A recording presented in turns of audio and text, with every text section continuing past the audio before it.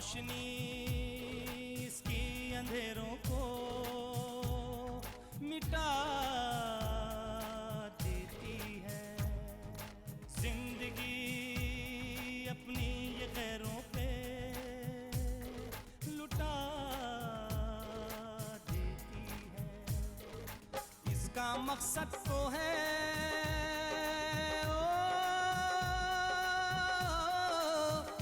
मकसद तो है दुनिया को सजाने के लिए। शम्मा जलती है पिघलती है ज़माने के लिए। शम्मा जलती है पिघलती है ज़माने के लिए। शम्मा जलती है, शम्मा जलती है।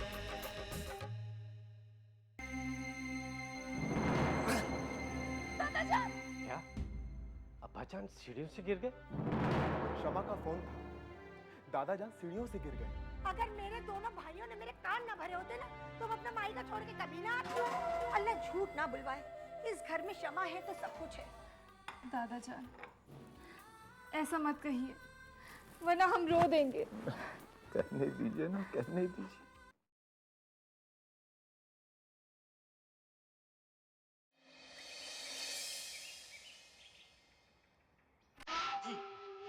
ये नामुमकिन है, ये नहीं हो सकता, ये हरगिज नहीं हो सकता। अबूजान यही हकीकत है और हम हकीकत से नजर नहीं चुरा सकते। मानिए ना मानिए, लेकिन ये सच्चाई बदलने वाली नहीं है। और सच्चाई ये है कि एक बार फिर अहमद अली का परिवार एक हो गया है।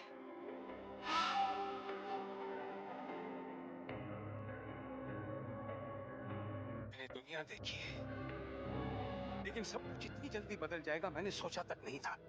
हाँ भाई, अगर आपने सोचा होता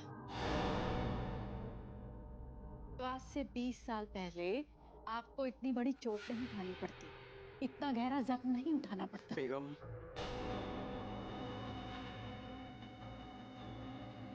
ना तो हम उस चोट को भूले हैं और न ही हमारा वो जख्म भरा है जो भरोसे और एतबार में उस खानदान से मैंने खाया था। मुझे सुकून तब मिलेगा जब मैं वो जख्म उस खानदान को वापस लौटा दूंगा।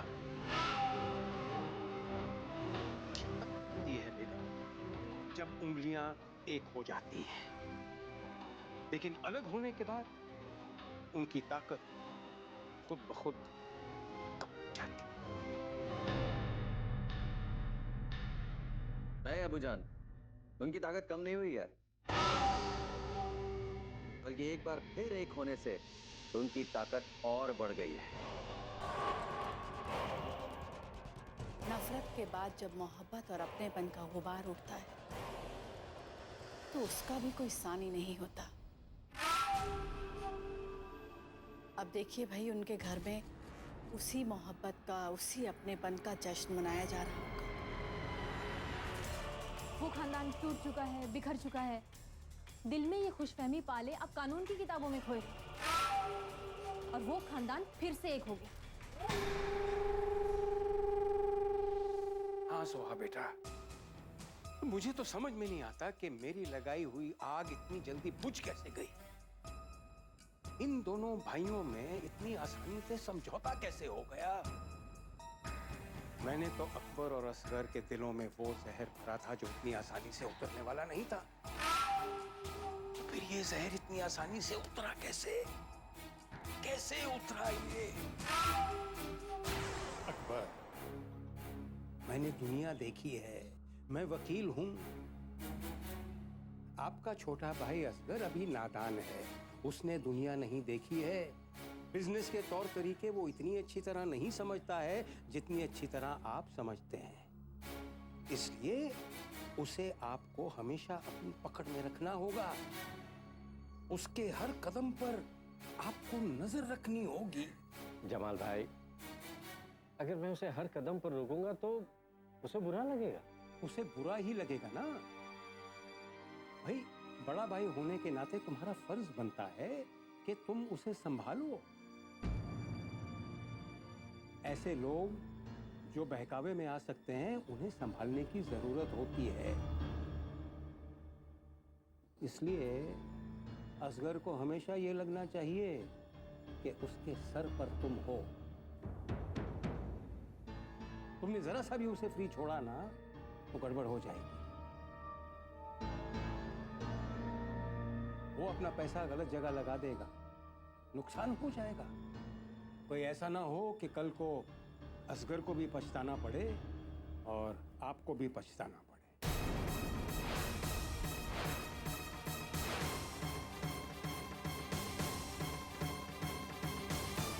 क्षमा जलती है, पिघलती है जमाने के लिए।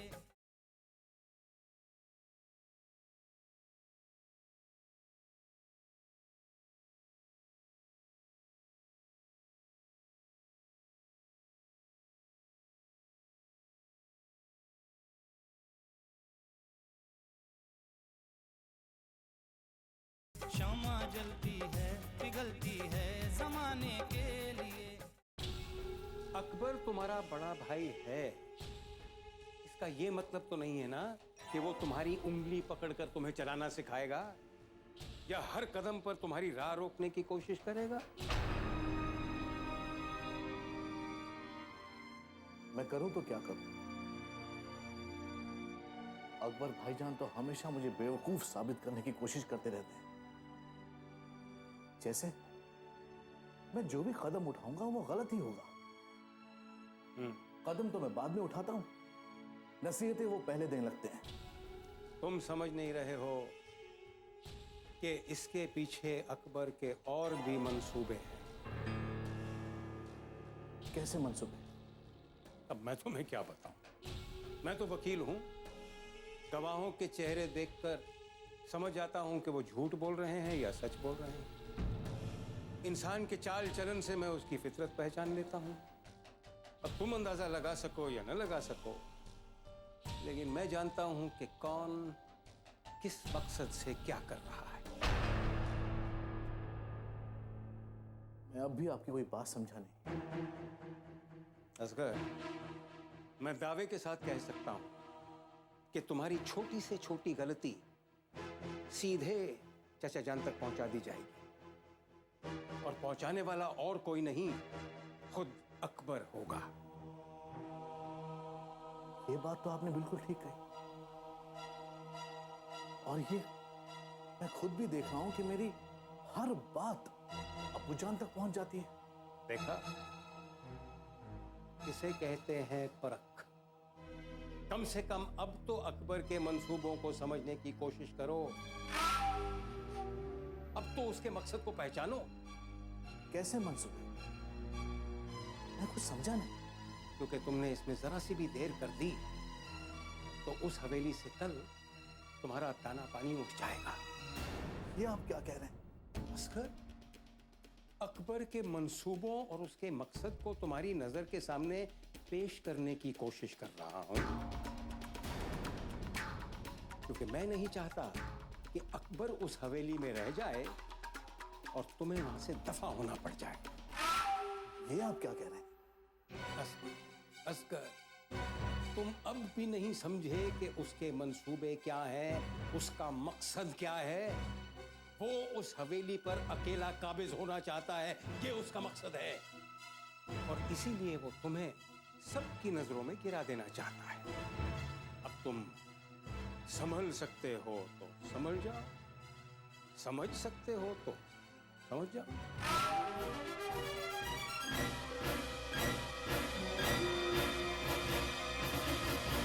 तुम झूठ बोल रहे हो और हमेशा से झूठ बोलते आए हो। मैंने सच कहा है और मैं हमेशा से सच कहता आया हूं। मैं कोई दूध पीता छोटा बच्चा नहीं हूं भाईजान। मैं आपके हर हरबे, हर चाल को समझता हूं, क्योंकि आप ये चाहते हैं कि मैं ये कोठी छोड़कर चला जाऊं। अल्लाह कसम, अल्लाह मुझसे झूठ ना बुलवाए। अकबर भाईजान की यही मंशा है कि हम सब घर छोड़ के चले जाएं और ये अकेले इस कोठी पर राज करें। मेरी भी बात कान खोल के सुन लो। आज के बाद मैं भी कसम खाता हूं कि जब तक मैं जिंदा हूं, जीते जी तुम्हारा मुंह नहीं देखूंगा। तुम लोगों का ये आपस में लड़ना हमें कतई पसंद नहीं। अगर तुम लोगों ने ये कोठी छोड़ने का फैसला कर ही लिया है तो निकल जाओ इस कोठी से, दफा हो जाओ मेरे सामने से, मुझे अकेला छोड़ दो। दफा हो जाओ।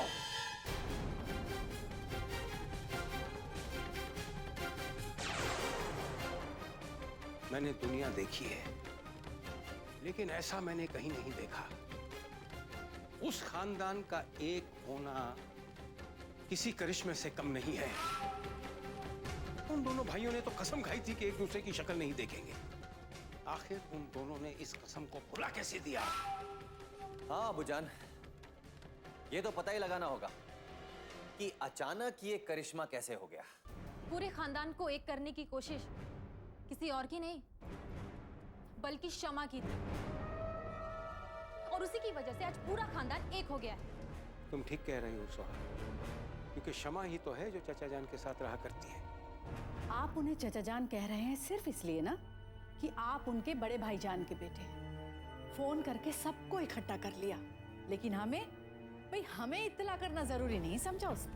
बेगम, ये तो आप भी अच्छी तरह जानती हैं और मैं भी जानता हूं कि दिल की कड़वाहट क्या होती है, लेकिन मैं आपको यकीन दिलवाता हूं कि उस खानदान और मेरे बीच के रिश्तों की कड़वाहट ना तो कम हुई है और ना ही मिटी है।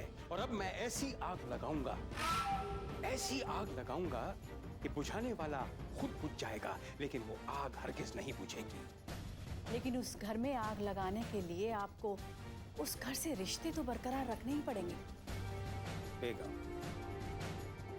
मैंने दुनिया देखी है, और अब मैं अहमद अली के खानदान को एक बार फिर याद दिलाऊंगा कि मैं चीज क्या हूं, मैं बला क्या। शमा जलती है, पिघलती है जमाने के लिए।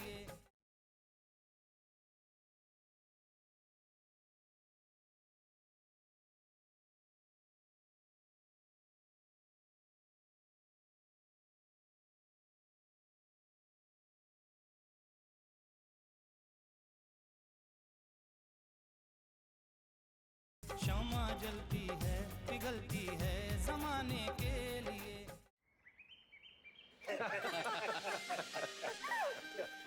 अल्लाह कसम, अल्लाह झूठ ना बुलवाए, ये दिन देखने के लिए मैंने पिछले बरस रोजे रखे थे, और लिल्लाह अल्लाह ने मेरी सुन ली।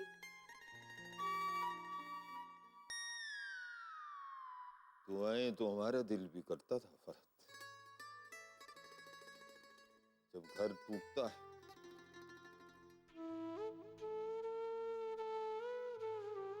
तो बच्चे अपने गुमान और गुरूर में घर छोड़ के चले जाते,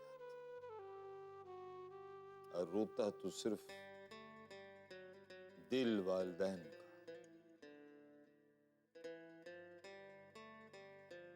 जिन्होंने ये कभी सोचा भी नहीं होगा कि घर इस तरह से टूट जाएगा। अब्बा जान, हमें आपके दर्द का एहसास था। आपसे दूर रहकर हम खुश भी तो नहीं थे, दिल तो हम सब का भी बहुत रोता था। तुम सबने जब ये घर छोड़ने का फैसला लिया, जब ये घर टूट गया, तो हम बहुत रोए, और हमने ये सोचा था कि अब हम तुमसे कोई रिश्ता नहीं रखेंगे। लेकिन जब शमा ने फिर से तुम सबको यहां इकट्ठा कर ही लिया, तो हमने उसे ही खुदा की मर्जी मानकर कबूल किया।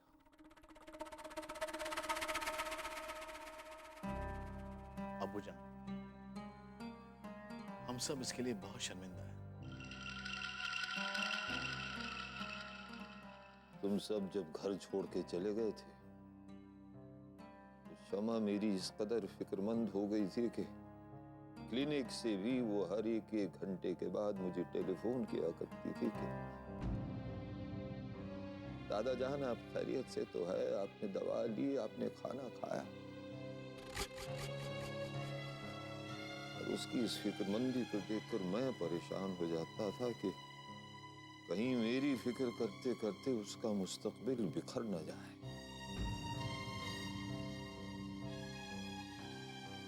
कि वो मुझे अकेला भी नहीं छोड़ सकती थी। अल्लाह कसम, अल्लाह झूठ ना बुलवाए, हम कौन सा आपको अकेला छोड़ना चाहते थे। वो तो आपने ही जाने का हुक्म दे दिया। अगर हम यहाँ होते तो क्या आपका ख्याल नहीं रखते? क्यों नहीं, क्यों? तुम सबको, इस खानदान को फिर से इकट्ठा करने का काम शमा ने किया। एक बार फिर हम उसके शुक्रगुजार हैं। खंजर चले किसी पर तड़पते हैं हम अमीर, सारे जहां का दर्द हमारे जिगर में है। ठीक कहा आपने अब्बाजान, शमा की कोशिशों से ही ये गुलशन फिर से महक उठा है। बस सब तो यही दुआ है कि इस आशियाना को किसी की बद नजर न लगे। आमीन। आमीन।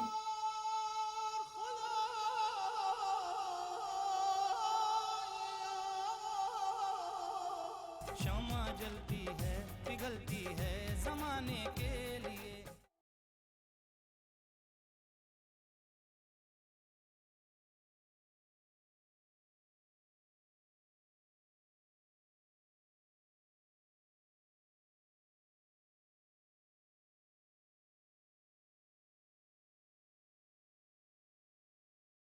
शमा जलती है, पिघलती है जमाने के लिए।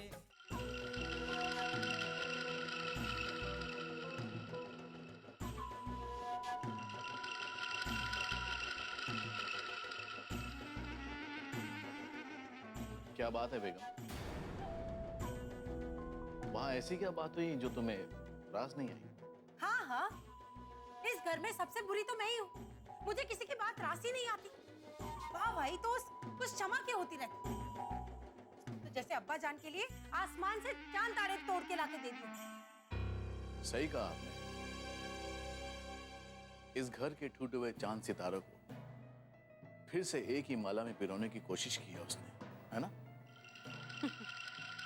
हाँ हाँ शौहर साहब, सब कुछ उसी ने तो किया है, हमने तो कुछ किया ही नहीं। असल में हमने किए हैं समझौते, इस कमरे में कैद होने के समझौते, सबसे सर झुकाकर बात करने के समझौते, और अपने लिए तमाम बंदिशें पालने के समझौते। और वाहवाही उस शमा की होती है। देखो बेगम, शमा है ही तारीफ की हकदार, और आप और शमा में अगर किसी बात का फर्क है तो वो ये कि शमा दूसरों की तारीफ सुनकर खुश होती है और आप दूसरों की तारीफ सुन ही नहीं सकती। आपके लिए बेहतर यही होगा कि आप अपनी इस फितरत को बदलने की कोशिश करें। अरे मैं तो फितरतन ही बुरी हूँ, पर मुझे पहले से मालूम कि इस घर में आते सबके तेवर इसी तरह बदल जाएंगे। क्या बात है अम्मी जान, ऐसा क्या हो गया कि आपने आसमान सर पे उठा लिया है? कुछ खास नहीं अल्तमश। अब्बा जान ने शमा की तारीफ क्या कर दी तो इन्हें वो बात बर्दाश्त नहीं। अम्मी जान, किसी की तारीफ यूं ही नहीं होती। आपको पता है, डॉक्टर होने के बाद भी शमा को इस बात का जरा भी एहसास नहीं कि वो एक डॉक्टर है। अगर सब लोग उसकी तारीफ करते हैं तो यूं ही नहीं करते। शमा है ही तारीफ की हकदार। अपने मरीजों को वो अपने घर का एक फर्द समझती है। बड़ा दर्द रखती है वो अपने दिल में अपने मरीजों के लिए।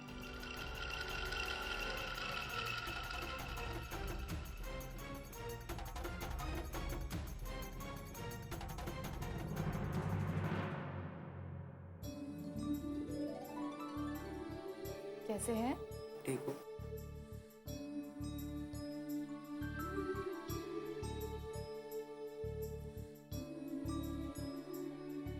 कैसी तबीयत है तुम्हारी?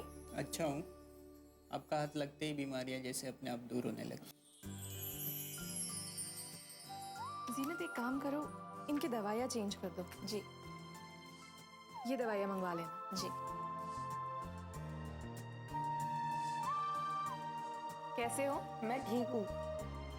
कल रात मुझे पानी नहीं मिला, इसलिए मुझे दवाई खाने में थोड़ी देर हो गई। करीम। जी डॉक्टर। ये मैं क्या सुन रही हूँ? कल इनके पास पानी नहीं था? तुम यहाँ करते क्या हो? आइंदा ऐसी लापरवाही नहीं चलेगी, समझे तुम? अब जाओ यहाँ से। जी डॉक्टर।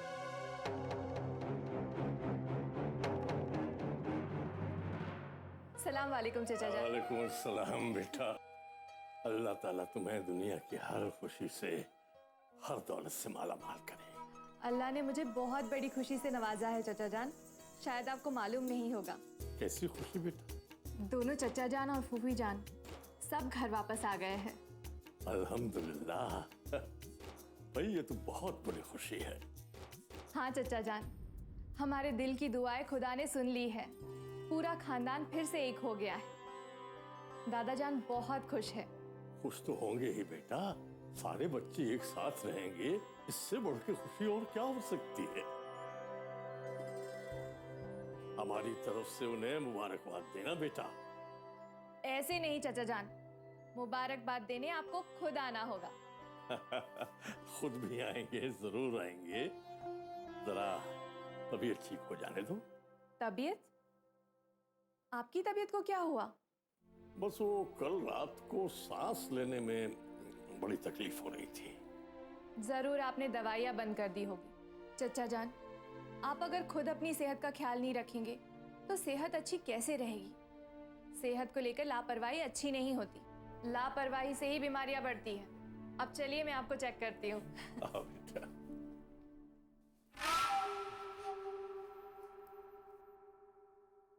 सलाम वालेकुम चाचा जान। वालेकुम अस्सलाम, वालेकुम अस्सलाम जमाल मियां। आज यहाँ का रास्ता कैसे भूल गए? हम तो यहाँ का रास्ता कभी नहीं भूले चाचा जान, बस आपने ही जैसे हमें गैर समझ लिया। बेटी, हम गैरों को भी गैर नहीं समझते। और जमाल, जमाल तो हमारे सबसे बड़े भाई साहब का बेटा है, और खून के रिश्ते कभी टूटते नहीं। ये खून का रिश्ता आपको उस वक्त याद नहीं आया जब आपकी और अकबर की वजह से मेरी बहन हमेशा के लिए मौत की नींद सोई थी।